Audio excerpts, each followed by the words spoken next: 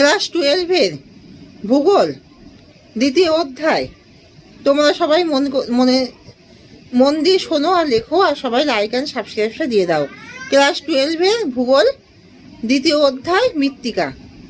তোমরা সবাই মন দিয়ে শোনো আর লেখো, আর সবাই লাইক অ্যান্ড সাবস্ক্রাইবটা দিয়ে দাও।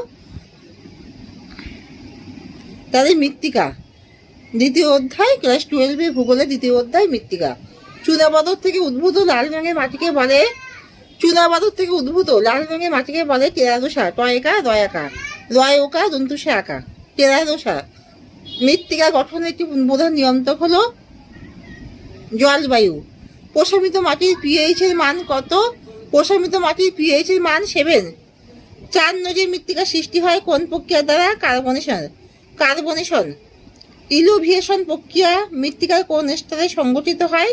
ইলুভিয়েশন প্রক্রিয়ায় মৃত্তিকার বিয়ে স্তরে সংগঠিত হয়। মৃত্তিকা সৃষ্টির একটি নিষ্ক্রিয় নিয়ন্ত্রক হলো ভূপ্রকৃতি। মৃত্তিকা সৃষ্টির একটি নিষ্ক্রিয় নিয়ন্ত্রক হলো ভূপ্রকৃতি।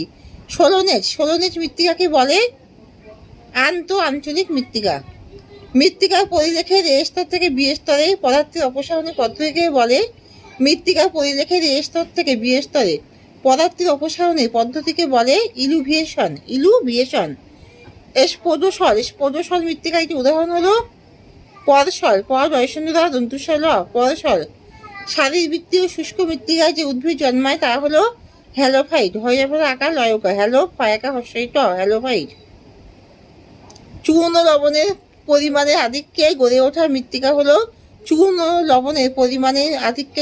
মৃত্তিকা হলো পেডোক্যাল। পেডোক্যাল। অধিক উষ্ণ অঞ্চলে কাঁচা সবজিতে জৈব পদার্থের পরিমাণ কম হয়, ফলে মাটিতে হ্রাস পেতে থাকে নাইট্রোজেন। অধিক উষ্ণ অঞ্চলে কাঁচা সবজিতে জৈব পদার্থের পরিমাণ কম হয়, ফলে মাটিতে হ্রাস পেতে থাকে নাইট্রোজেন। সর্বাধিক হিউমাস দেখা যায় 4 নজে। উত্তর পূর্ব ভারতের মৃত্তিকা ক্ষয়ের প্রধান কারণ হলো জুম চাষ। বর্গীয় হস্য জুম চাষ। চয়কা পেটকার স। সোলাঞ্চাক মাটি সৃষ্টির প্রক্রিয়া হলো স্যালিনাইজেশন। দন্তুসা জয়ফল আকার লয়হস্যি, দন্ত আকার হস্যই নাই, বর্গীয় জয়কা তারপর দন্তন্য নাইজেশন। নাতিশীতোষ্ণ তৃণভূমি অঞ্চলের মৃত্তিকা হলো মলিসল। মলয়হস্যি দন্তুসল মলিসল। মেইজেশন কি?